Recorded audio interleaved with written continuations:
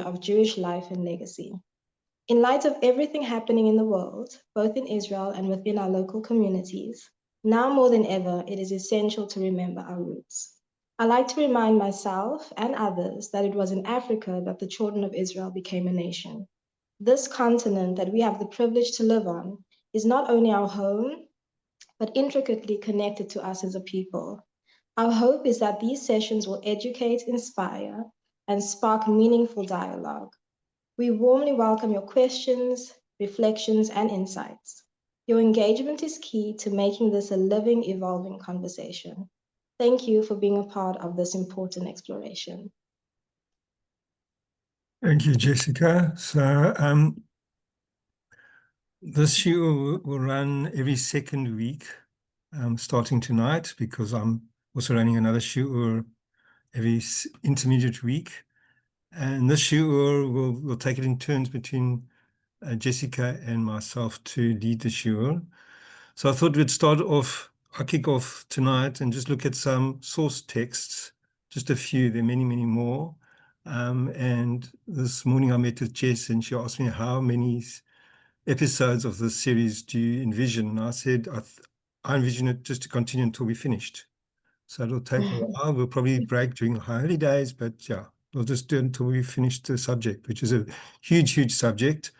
I feel quite overwhelmed as well by it, but with Jess's help, we will do some research and learn together about Jewish heritage in Africa.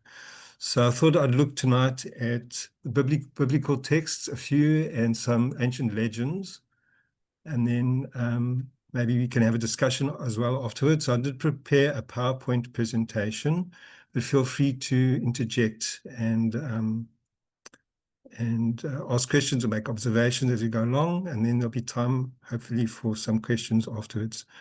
I'm going to share the PowerPoint. I'm going to close the windows so that you can all see the PowerPoint. So if you have, I won't be able to see you. So if you have a question or a observation, please just unmute, say Rabbi, and then I'll stop and let you speak.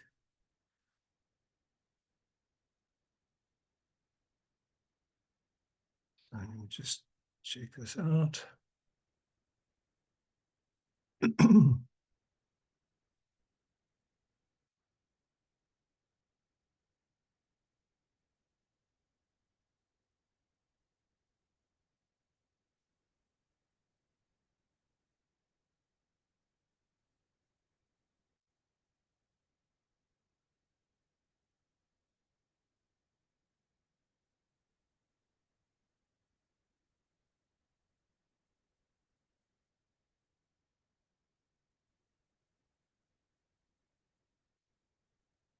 Okay, so I entitled my shiur Ancient Texts and Legends. And the first text I want to bring up is a text from the book of Genesis, Bereshit, which is the story of the flood, of Noah and the flood, and it gives the names. This is after the flood.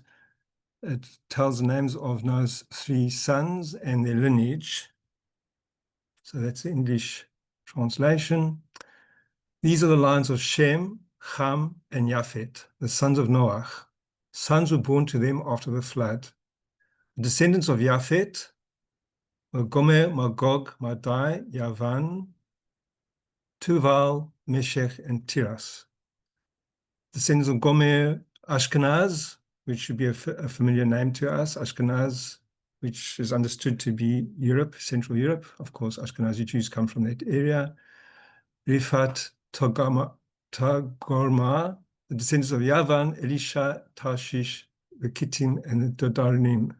From these, the maritime nations branched out. These are the descendants of Japhet by their lands, each with its language, their clans, and their nations. The descendants of Ham, Cush, which is translated variously as Sudan or Ethiopia. Mitzrayim, of course, is Egypt. Put is the southernmost part of the Egyptian kingdom, and Canaan. The descendants of Cush, Seba, Havila, Sabta, Ra'ama, and Sabteka. Descendants of Rama, Sheba, and Didan. So, of course, Sheba is the queen of Sheba, which we'll look at a bit later this evening. Cush begot Nimrod, and Nimrod in legend is the ruler in Mesopotamia, who was a king when Avram was born and living in Mesopotamia before he made the trek to Canaan. So Nimrod, who was a mighty figure on earth, he was a mighty hunter by the grace of Adonai. Hence the saying, like Nimrod, a mighty hunter by the grace of Adonai. So Nimrod comes down from Ham, who populated Africa and North Africa and parts of the Middle East. He was a mighty hunter by the grace of Adonai, hence the saying, like Nimrod, a mighty hunter by the grace of Adonai.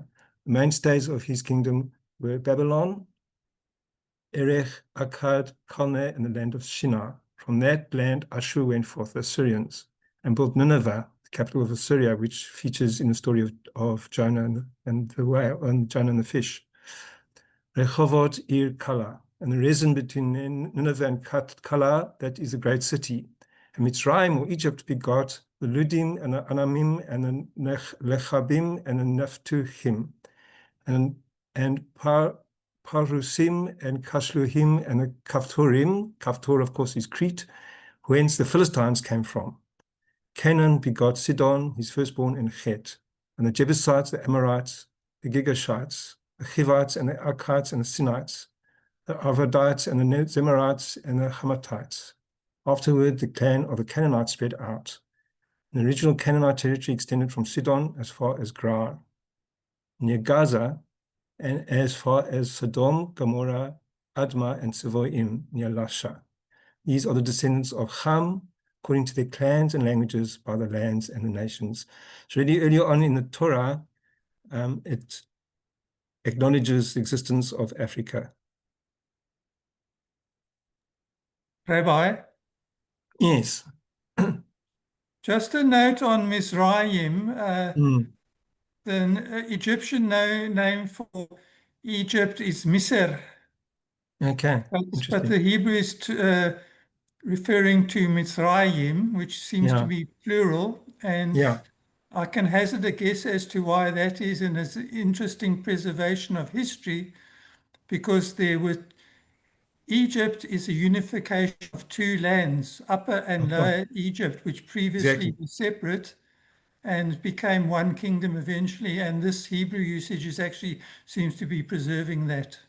Yes, thank you for that. Yes. So, I mean, I did in my research come up the fact that it's Mitzrayim, so it's a plural construct and it's a construct of pairs. So like you have regel, raglaim, one leg, two legs, yad, yadayim, so you have Mitzrayim, and as you said, it's the unification of the two kingdoms, the North Kingdom and the South Kingdom. Thank you for that. Yeah.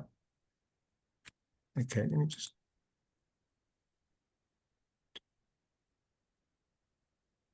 So I just want to show you a map here. Let me just hide this again. So this is a map of the ancient Near East.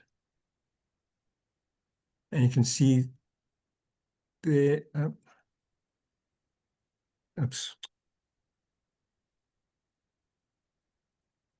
So the red dots, so there is Canaan, into the Sinai, there's Syria, or Assyria is over there, Mesopotamia, where Iraq is today, Babylon, all the names that are mentioned there. You've got, which is today Lebanon, Tyre, Sidon, Byblos, Gaza. You've got Egypt, and the Empire of Kush, which is also Sudan. And then Punt is right at the bottom of the Egyptian Empire over there. So all those lands are mentioned in the passage that I just read from the Torah.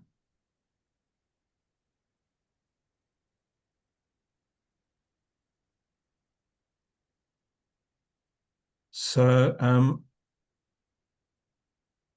the next slide, the first Hebrews in Africa. So we read in the book of Bereshit, once Avraham leaves Mesopotamia and travels to Canaan or Canaan, and there's a famine, and he decides to escape the famine by going down to Egypt. So it says there, Vahi ra'av ba'aretz v'yareh sham ki kaved hara'av ba'aretz. So he took, this is the founder of monotheism, and he went down and sojourned in Egypt. He was sent back packing by Pharaoh because he had convinced his wife Sarai to say that she was his sister, not his wife. And Pharaoh took her into his harem, and then God appeared to him in a dream and said, what you're about to do is adultery. And so Pharaoh realized that Avram had bent the truth slightly, and so he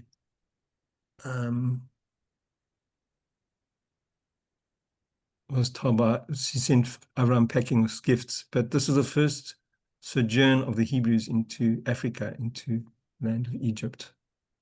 Jess, if you could just let people in while I'm talking, it would be great help. Thank you.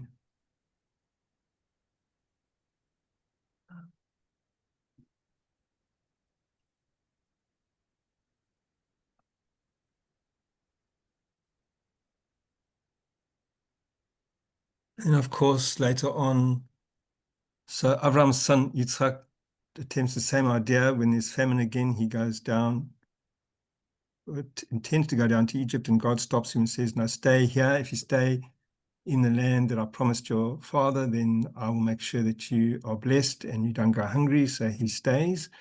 But of course, the story of Joseph is sold by his brothers to the Ishmaelites, and they take him to Egypt as a slave, and he's sold to Potiphar. And so, and he, although he eventually assimilates into Egyptian society, he always retains his identity as a Hebrew, and of course reveals himself to his brothers eventually, and insists that his father, Jacob, come down to Egypt.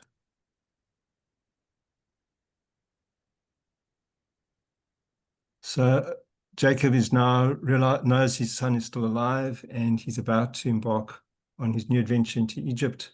And God appears to him while he's still in Canaan and says, I'm God, the God of your father's house. Fear not to go down to Egypt, for I will make you there into a great nation. I myself will go down with you to Egypt, and I myself will also bring you back. And Joseph's hand shall close your eyes. So Jacob set out from Beersheba. The sons of Israel put their father Jacob and their children and their wives in the wagons that Pharaoh had sent to transport him. They took along the livestock and the wealth that they had amassed in the land of Canaan. Thus Jacob and all his offspring came with him to Egypt. So they lived in an area called Goshen.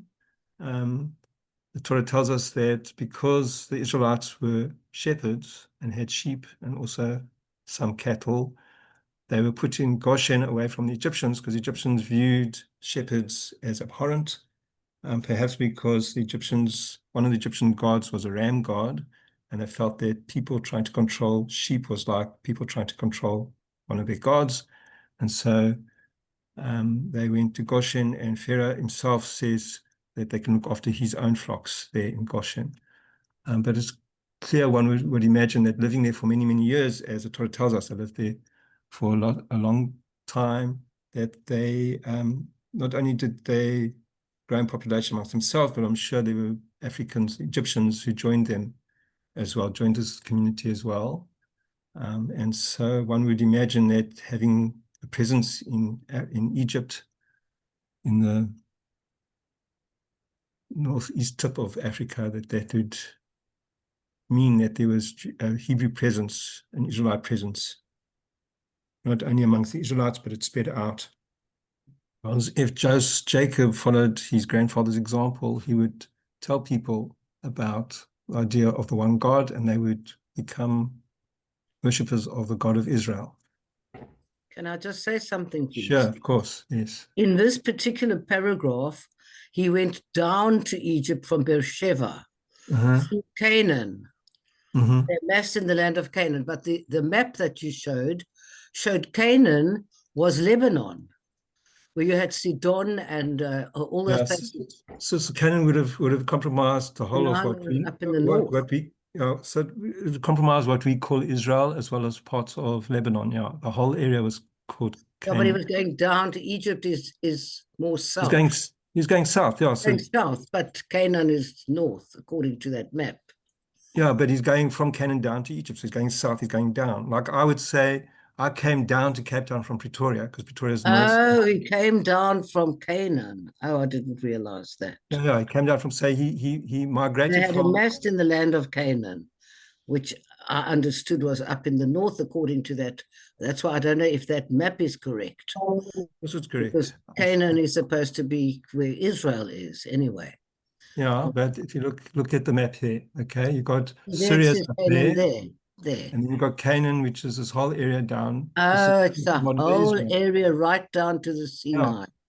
So this Oh, I is see. Israel. Correct. This is today's Israel, is here today. Correct. Lebanon a bit north and Syria over there. Correct. So Avram came from Mesopotamia. He was born Yes. there, and then God tells him to leave and go to a place which God will show him, which is Canaan or Canaan, land of Israel. Got it. And then he leaves Canaan, to go down to Egypt. He goes south, down to Egypt. That's why it says. I'm glad you clarified that. Oh, okay. All right. Let me switch this. Okay. Rabbi? Yes. You were going into the question of the Hebrew population expanding. At that time, slavery was an established institution throughout the Middle East, and it's possible that they were slave owners as well, and there were laws on slave owning, and it's possible there was some incorporation of slaves into the community. I think also another question is they referred to as shepherds. Now, one writer I've seen says that shepherd did not denote the little lad who trotted around herding the sheep, but the shepherd actually denoted the richer person who actually owned the flocks. Whether that's interpretation is meant into this text, I don't know, but it's just worth mentioning. Okay, thank you for that. Yeah, so in other words, shepherd was the owner, not necessarily the people that looked after the sheep, but the owner. But it's come to mean a sheep herder, herder of sheep. Okay. So it says, Yaakov lived for 17 years in the land of Egypt, so that the span of Jacob's life came to 147 years. And then you have the momentous occasion, of course, of Yetziat Mitzrayim, of the exodus from Egypt. So Moshe was adopted by Pharaoh's daughter. The Torah doesn't mention a name, but she's given a name by the rabbis of Bat Yah, the daughter of God. And she takes Moshe into the palace, and he grows up as an Egyptian prince. Although again, similarly to Yosef, he retains his Hebrew identity. And we know the story very well. I'm not going to go into detail, but just to point out that when the Israelites left, Torah says, "V'gam erev rav ala itam v'tzon v'kar miknei kaved ma'od." Moreover, a mixed multitude went up with them, and very much livestock with both flocks and herds. The mixed multitude were people that were non-Israelites, were living in Egypt. There might have been native Egyptians, there might have been people from Sudan and from other areas, Kush, and maybe more to the west, modern day Libya and Morocco, perhaps even as far as then.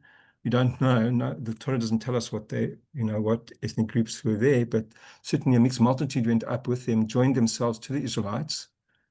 And there were people from Africa among those Israelites who left Egypt and made their way eventually to the land of Israel via 40 years wandering in the wilderness. So it's safe to postulate that there were Africans among them.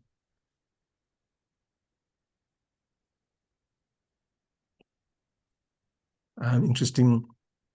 There are two versions of the Aseret HaDibrot, the 10 utterances or 10 commandments in the Torah, in Exodus 20 and Deuteronomy 5. And it begins the introduction, Anochi Adonai Elohecha, Asher hotziticha me'eretz Mitzrayim mibeit avadim. I am the eternal God who brought you out of the land of Egypt, the house of bondage. So Egypt, the early area of Africa mentioned in the Torah is mentioned even in the 10 utterances, in the first of the 10 utterances where God introduces God's self to the Israelites.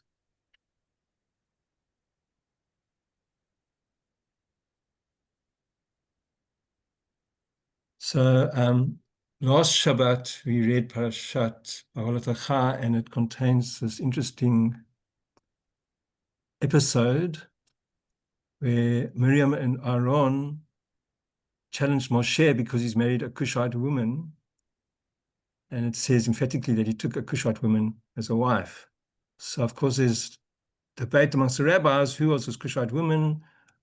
We know that Moshe married Zipporah, who was a Midianite. And the Midianites lived in the Middle East. They went from Cush, which is considered to be either Nubia or Sudan, south of Egypt. So who was this Cushite woman? There's a long debate about it and what was going on there. Interestingly, that obviously Cushite women were black, and because Miriam challenged Moshe in public, she's afflicted with tzara'at, and she's as white as snow. So God had a sense of humor, I guess, and made her the opposite of what she criticized Moshe for. I don't know what's that about, but the interesting legend grows out of this text. So Rashbam, one of the medieval commentators on the Torah, mentions this legend. He says, Cushite from one of the tribes going back to Ham, who was the son of Noah.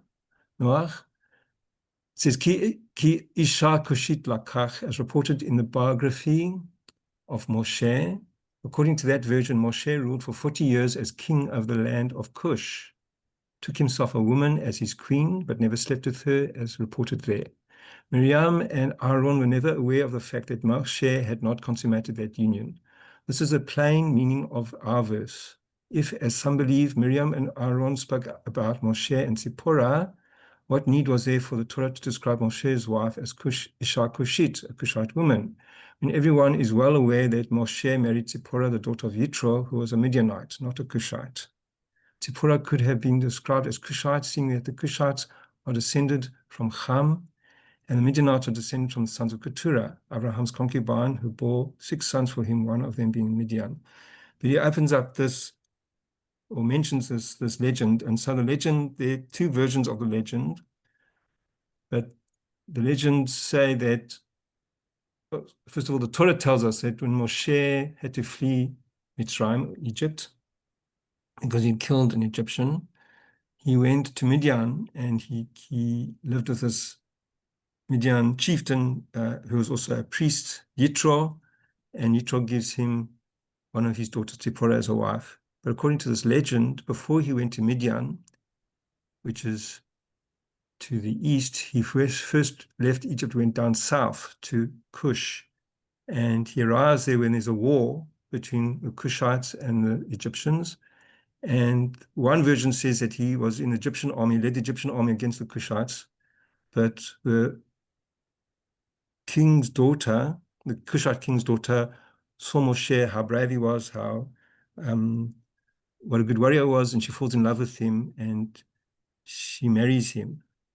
Another version says that Moshe actually fought in the Cushite army, who were being besieged. He saved the capital of the Cushite kingdom, and the king of Cush gives him his daughter as a wife, and he is married to her married to her for a long time, and then the king dies, and Moshe is made king of Cush, and he reigns for 40 years, and he has a son with her. And so 2 different stories of this legend. The legend that the king of Cush gave his daughter to Moshe. The king's name is Kikanus, and his daughter was Odonia. The other version is that the daughter was called Tabas. The Cushite wife of Moshe was Tabas. And you can find the source text for these legends in the Sefer HaYashar, also in Antiquities of the Jews, that was written by Josephus. Josephus was a Jewish general during the first rebellion against Rome. He was defeated earlier on in the rebellion, and he became the official historian of the war for the Romans. He became a Roman citizen, wrote many books, including Antiquities of the Jews, where he tells the history of the Jewish people from Abraham until his present day, the time that he lived. We also have Divrei Hayamim Shel Moshe Rabbeinu, which is the Chronicles of Moses, our teacher. And it has this interesting legend there. So this is Moses as a young Egyptian prince in Moria. This is an illustration from an old prayer book, Shiur, depicting Moses married to a Cushite woman.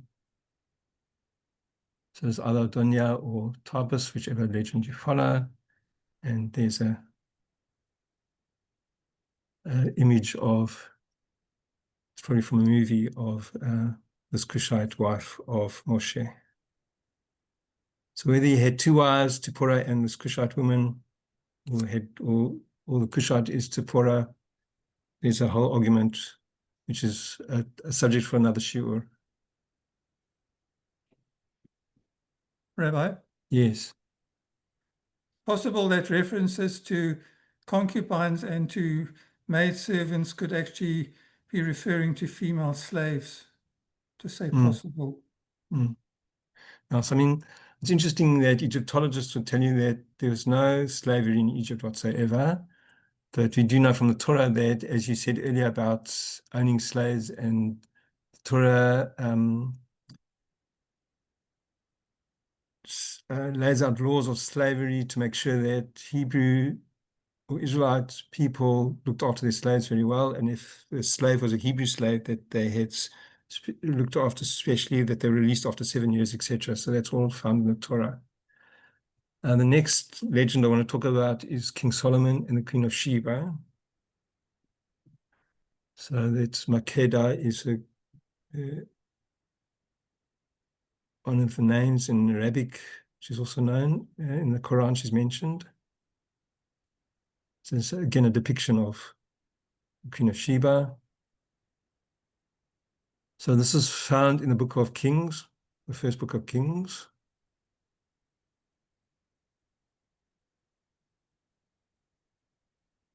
The Queen of Sheba heard of Solomon's fame through the name of God, and she came to test him with hard questions. She arrived in Jerusalem with a very large retinue, with camels bearing spices, a great quantity of gold and precious stones. She came to Solomon. She asked him all that she had in mind. Solomon had answers for all her questions. There was nothing that the king did not know, nothing to which he could not give her an answer. The Queen of Sheba observed all of Solomon's wisdom and the palace he had built, the fare of his table, the seating of his courtiers, service and attire of his attendants, his wine service, and the burnt offerings that he offered at the house of God. She was left breathless. She said to the king, "The report I heard in my own land about you and your wisdom was true, but I did not believe the reports until I came and saw with my own eyes that not even the half had been told me. Your wisdom and wealth surpass the reports that I heard. How fortunate are your people, and how fortunate are these your courtiers, who are always in attendance on you and can hear your wisdom. I praise be the eternal your God, delighted in you and set you on the throne of Israel. It is because of God's everlasting love for Israel that you were made king, to administer justice and righteousness." She presented the king with 120 talents of gold and the large quantities of spices and precious stones. Never again did such a vast quantity of spices arrive as that which the Queen of Sheba gave to King Solomon. Moreover, Hiram's fleet, which carried gold from Ophir, brought in from Ophir a huge quantity of almug wood and precious stones. King used the almug wood for decorations in the house of God and the royal palace, and for harps and lyres for the musicians. Such a quantity of almug wood has never arrived or been seen to this day. King Solomon in turn gave the Queen of Sheba everything she wanted and asked for, in addition to what King Solomon gave her out of his royal bounty. Then she and her attendants left and returned to her own land. So it's interesting that Queen of Sheba obviously was not an Israelite, but yet she acknowledged the God of Israel. And it was common for non-Israelites to acknowledge the God of Israel. So Yitro, Moses' father-in-law, the father of Zipporah, also acknowledged God, called God El Elyon, the Most High God, and offered sacrifices to God of Israel. So the pagans weren't adverse to worshipping the God of Israel as well as other gods. The difference between them and the Israelites, of course, was the Israelites were sworn to loyalty to the one God, as demanded in the 10 utterances. She brought many camels and spices and gold and precious stones and wood.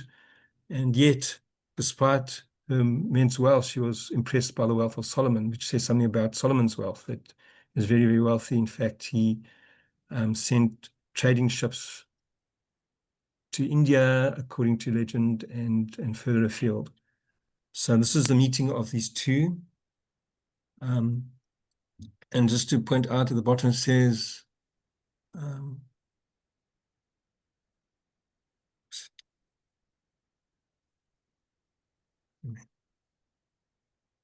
you go, sorry. King Solomon in turn gave the Queen of Sheba everything she wanted and asked for. And so the Talmud picks it up and, well, sorry, it's not the Talmud, this is another commentary, a medieval commentary on this, on the Bible. It says, and likewise in scripture is a finding of a mate referred to with the expression of wishing like the matter, all of a wish that she had requested.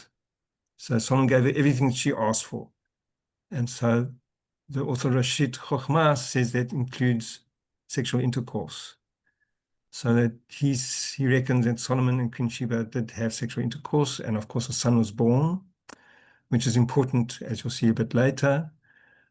But may their memory be blessed, explained that Solomon had intercourse with her, with Queen of Sheba. And they also explained in the Zohar, which is of course I call it the Bible of Jewish mysticism, the source text of Kabbalah.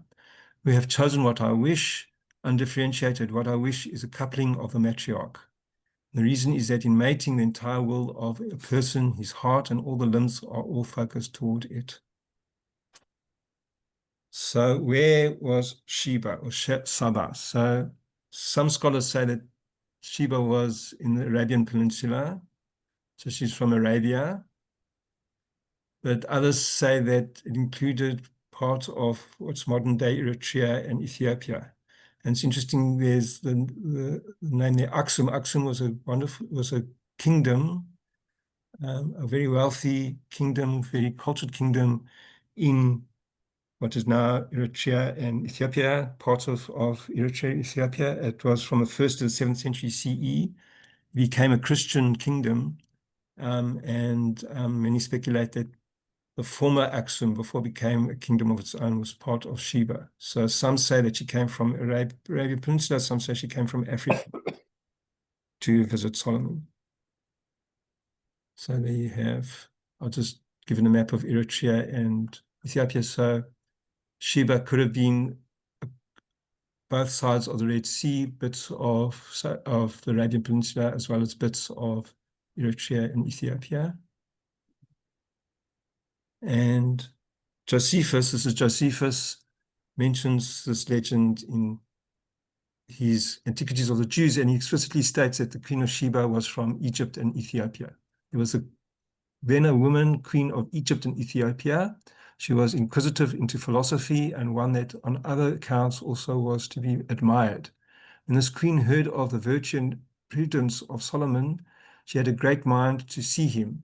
The reports that went every day abroad induced her to come to him, being desirous to be satisfied by her own experience, not by a bare hearing. Reports thus heard are likely enough to comply with a false opinion, while they wholly depend on the credit of the relatives. So she resolved to come to him, and that especially in order to have a trial of his wisdom, while she proposed questions of very great difficulty and entreated that he would solve their hidden meaning. Accordingly, she came to Jerusalem with great splendor and rich furniture. She brought with her camels laden with gold, with several sorts of sweet spices and precious stones.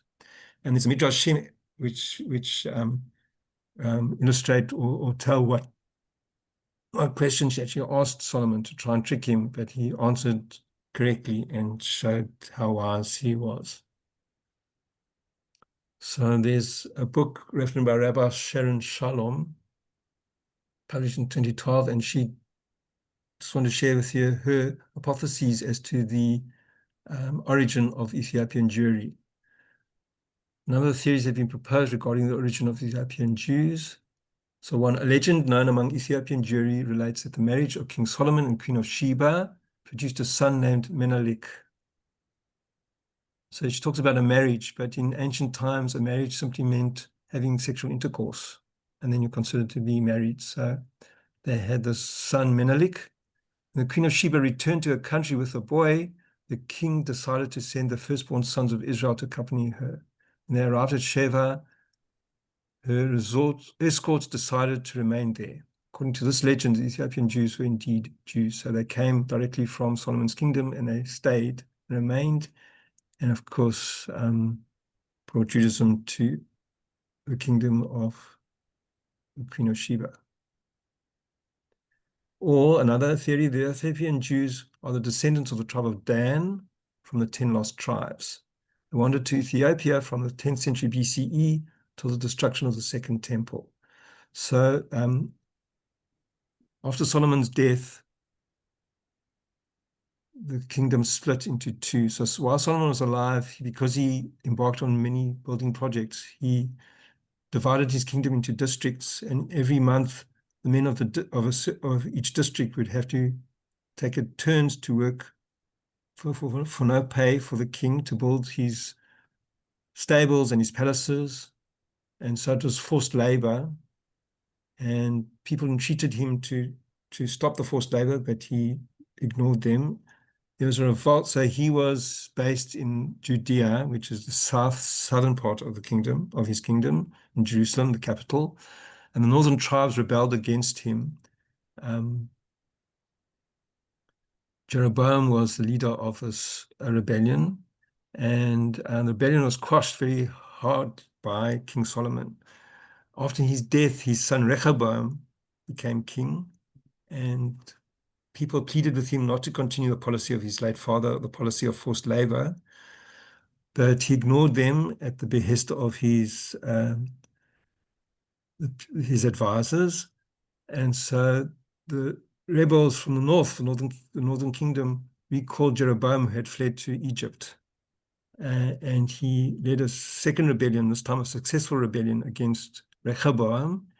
And so two kingdoms were established, the northern kingdom of Israel and the southern kingdom of Judah, which was ruled by Rehoboam and his descendants. And all the kings of Judah were from the house of David.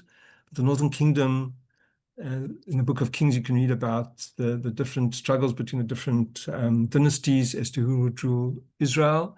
Eventually, Israel was conquered by the Assyrians, and in this northern kingdom, the northern tribes of Israel were taken captive and assimilated, and they're known as the lost 10 tribes, because the two remaining tribes were in Judah. That was the tribe of Benjamin and the tribe of Judah, and they became the Jews. So Judah in Hebrew is Yehudah.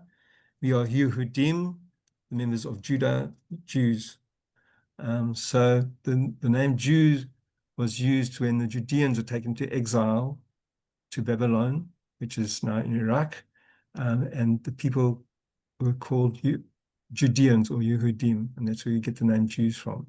So according to legend, the Ethiopian Jews were descended from the lost tribe of Dan. Sorry. Or another, yes. There are traditions in Ethiopian Jewry that they came southwards. I don't know if they account for exactly what got them moving, but southward in stages, that they rested, for example, at Meroe, which is in the Sudan, for some time. I would postulate a gradual southward movement down the Nile and eventually landing up around Lake Tana. You know, that seems a logical migration for just following the Nile downwards, from Egypt through Sudan down into Ethiopia. You know, the other theories that they converted, they were pagans who actually decided they want to go into become Jews and just converted themselves. But that may be people being malicious. I don't know, you know. But Look, I think a lot of it is by conversion, but tracing the lineage back. I mean, there were clearly people that came directly from Kingdom of Judea, from Solomon's kingdom down, and then they obviously converted many others, but they're tracing the lineage back to the original Judeans in Judah. It's Well, much I would like follow their own traditions, same as which Ashkenazi Jews. Many of us are descended from converts, but there was this, I don't know how to call it, but the original Jews who dispersed from Judea after the destruction of the Second Temple, and they followed the Roman Empire. Wherever the Roman Empire was established, they followed. But then obviously the people that converted as well. Well, I would follow their own traditions, which basically says they were Jews who migrated down in stages, following the Nile or the other rivers, which seems a logical path of migration. Sure, of course, because the Nile River was a highway.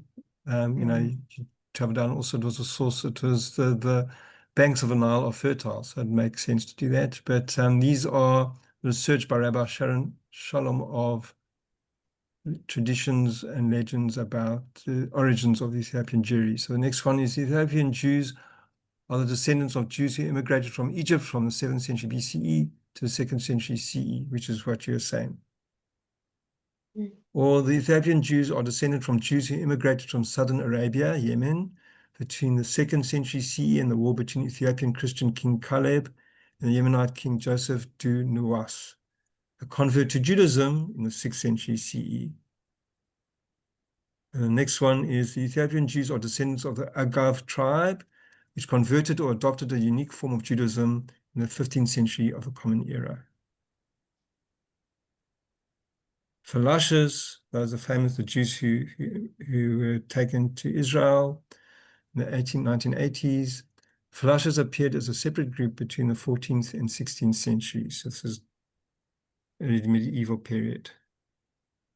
The last one, the Jews had several periods of immigration to Habash and did not arrive there all at once. The Jews there came mainly from Egypt, and they were later joined by their brothers who came from the west.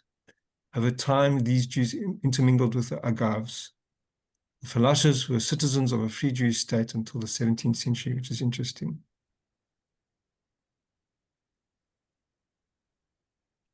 We have, this is from... Please, won't you just repeat where the Falashas, where I know who they are. Yeah. But now, where did they originate from? What did you read here? So I say the Falashas appeared as a separate group between the 14th and 16th centuries. So they're from Ethiopia, that area, Africa.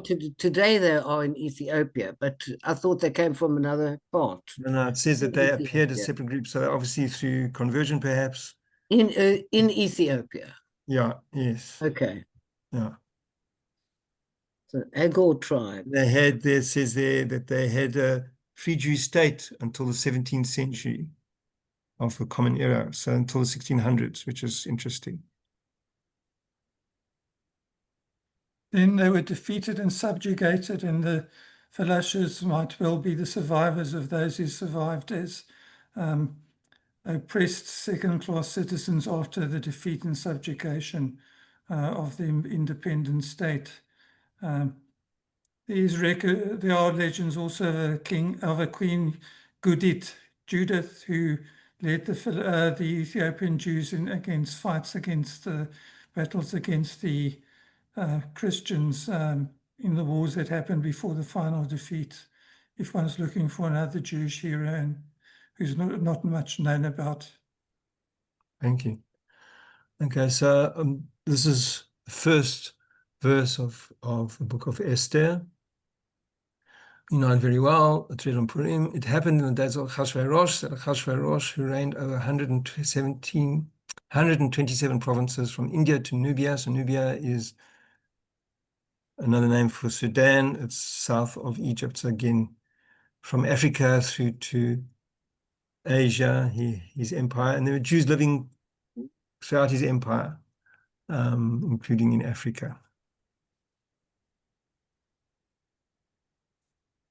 So I've got a picture of the eastern tip of Africa. So you have Egypt, Nubian Desert, Sudan, Sinai, etc. So he stretched from there right across to India. He stretched across. I don't know. This is from Isaiah, where he refers to people being brought from Egypt and and on that day God will beat out the peoples like grain from the channel of the Euphrates to the Wadi of Egypt, and you shall be picked up one by one, O children of Israel. And that day a great ram's horn shall be sounded, and the strayed who are in the land of Assyria and the expelled who are in the land of Egypt shall come and worship God on the holy mount in Jerusalem. So this is Isaiah prophesying in Babylon. Remember, after the destruction of the first temple, King Nebuchadnezzar of Babylon took many of Judeans into exile. Isaiah was in exile, and he's foretelling the coming of the Mashiach and the gathering of the exiles back into the land of Israel. And he mentions from the Euphrates, which is in Mesopotamia, to the Wadi of Egypt. So again, acknowledging that there were Jews living in Africa that will be gathered in and brought back to Israel when the Messiah comes. So that's the end of my presentation for tonight. We have 10 minutes if anyone wants to add anything or make any observations or critiques, all welcome. Well, I presume you're going to deal with in the next session the migration across the top of Africa, because so far you've only, gone down the east side of Africa as far as. I looked at texts from our tradition, from Jewish tradition. So obviously it only refers to Egypt, but we will be looking at other communities. So Jess, in 2 weeks' time, we'll lead a session on Ethiopian Jewry. Not only their history, but their culture and belief systems and so on. And then also, so we're going to look at various communities around Africa. So not only Ethiopia, but also Uganda and Kenya and other places, including South Africa. We're going to look at the Lemba tribe. And also we'll talk a bit about some of the operations to bring the Ethiopians to Israel. So I was just telling Jessica this morning that I was listening to a podcast about Operation Moses when the Israelis went into, because some Ethiopian Jews walked to Sudan, and the Israelis at that time, Sudan still, I don't think they're not particularly partial to Israel, but the Mossad smuggled these Ethiopian Jews out to take them to Israel, and they used boats, they used airplanes, and they even found a resort, a diving resort, which they refurbished, and that was a cover story. So they had this diving resort, but actually they were smuggling Jews out of Sudan, taken to Israel. Very interesting. So we'll look at all of those things.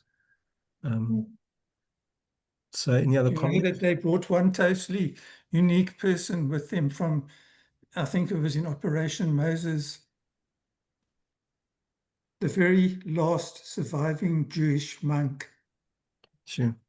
Okay. Abba Bayena de Mose, who ended up being put in a synagogue, back room of a synagogue in Ashdod, and who died in Israel. The second surviving one had died in Ethiopia, so he was the last survivor and the only one who came to Israel, and the monkish tradition died with him.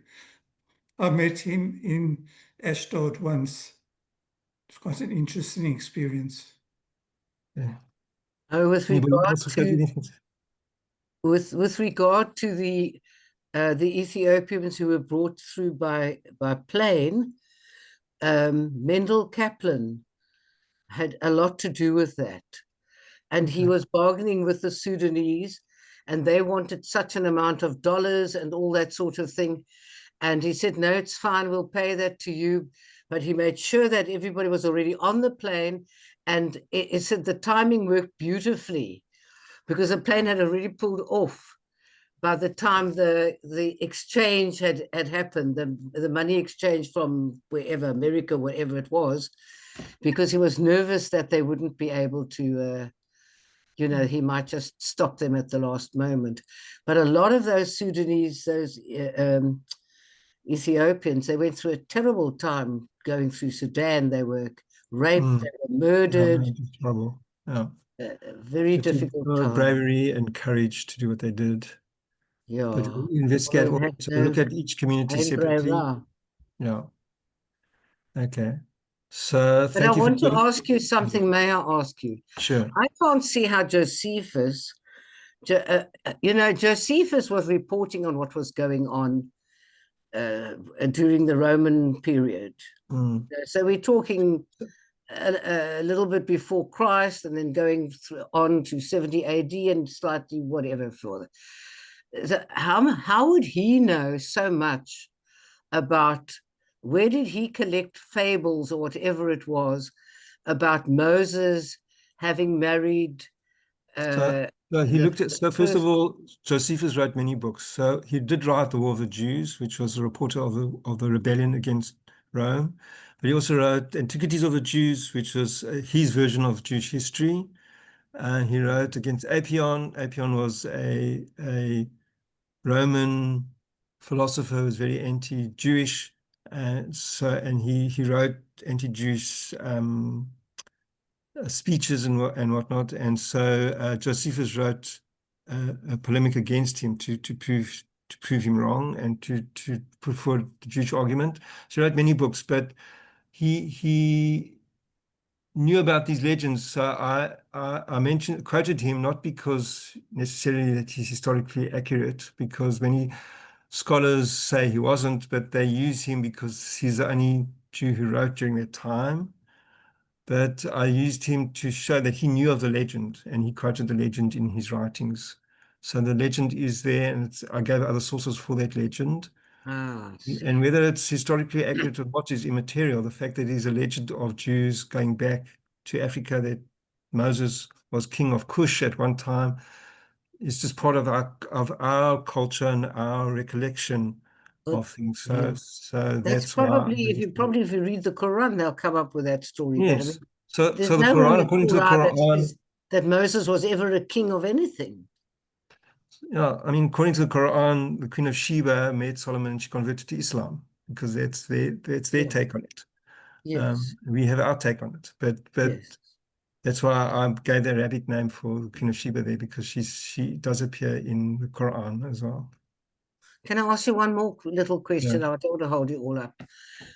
Keturah, the Abraham, how many, I mean, he had obviously had Hagar, we know about Hagar, but now, was this at a later stage that he had Keturah as well and 6 more children that nobody's heard of? The Torah, well, if you read the Torah, it does mention them. So it says that when Sarah died, Abraham arranged for a son for Isaac. Arranged for a wife for Isaac. Yes. And so Isaac married Rebecca, and then it says, and then Abraham took another wife, Keturah. Oh. So Keturah is mentioned in the Torah. So the rabbis discuss it because for them it was a bit problematic, because Keturah was a Canaanite. And they say, well, Abraham asked always said, the servant to find a wife for Isaac. Abraham asked the servant to find a wife for Isaac. Eliezer, he didn't want Isaac to marry a Canaanite. That's right. But here's Abraham marrying a Canaanite. So then they say, no, actually, Keturah was Hagar. Hagar, remember, Abraham sent Hagar away, and then she converts to Judaism. She takes on the name Keturah, and so he brings her back. So that's how they solve that dilemma that they had. But if you read the Torah literally, he had a third wife. So he had Hagar, Sarah. Hagar was his concubine, and then he took the second wife, Keturah, after Sarah's death. And she was a Canaanite. Yeah. But he wouldn't allow his son to marry a Canaanite. No. Yeah. And he was old already, and he could do what he wanted, like many people believe. We don't know. Okay, thank you very much, everybody. I hope that this whetted your appetite for some more. And so we'll meet again, not next week, but the week after that. And Jessica will lead the shiur. Thank you. And will we get a reminder? Will we get a link and a reminder like we got today? What I plan to do is I've received from the office the people that registered for this. So I'm going to find some of your numbers already have phone numbers I have, but the others I'm going to get the numbers for. I'll set up a WhatsApp group for this shiur, And then I'll set up a OneDrive as well. So we'll post, this has been recorded, and a lot of people ask me if this will be recorded. So I'll post that up onto the OneDrive. Oh, And wonderful. all of you to the WhatsApp group, and we'll keep in touch via the WhatsApp group. If one So we on won't just WhatsApp, thank you. Vanessa's sending us a message like she did today to say tomorrow night at 7 o'clock, this is the link or something like that. Yeah. Isn't that Well, we could do that as well, but I'm going to send up a WhatsApp group just to be in communication with all of you. The link that you use tonight will be the same link every time we meet. It's a recurring link. So you don't have to worry about getting another link. It'll be the same link. Yeah. if one is And not you're on going to, we WhatsApp, can see the recordings of what you've read tonight. Yeah. We can. This whole session, including what you're saying now, has been recorded. And it will come.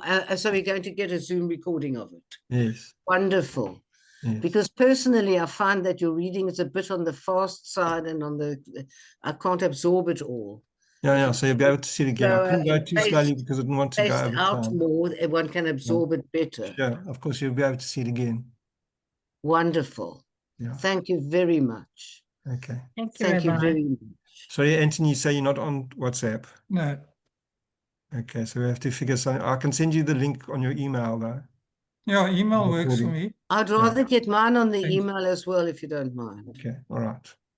The link and the Zooms and the everything on the email. I can't send individual emails to everybody, but No. the two of you I'll send an email to, but the rest will be on the Can't you give everything to Vanessa, and Vanessa will send one out to everybody?